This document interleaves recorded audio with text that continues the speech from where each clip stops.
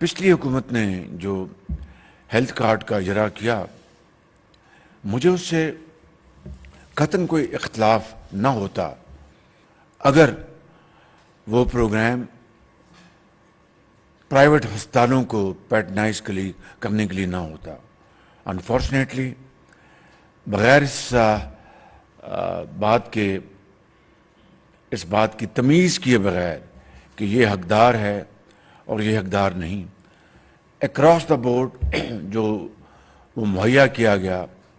آپ یقین جانیے کہ وہ لوگ بھی جن کو اللہ تعالیٰ نے شفا بخشی ہے، تندرست ہیں، سبھی نہیں مگر معاشرے میں ایسی کالی بھیڑیں ہوتی ہیں، انہوں نے ناجائز استعمال کیا اور پرائیویٹ ہسپتالوں نے مل کر عوام کے ان بہت جو انتہائی محدود وسائل ہیں ان کا ناجائز استعمال کیا۔ وگرنہ غریب آدمی کے لیے، عام آدمی کے لیے، وہ معاشرے کے طبقے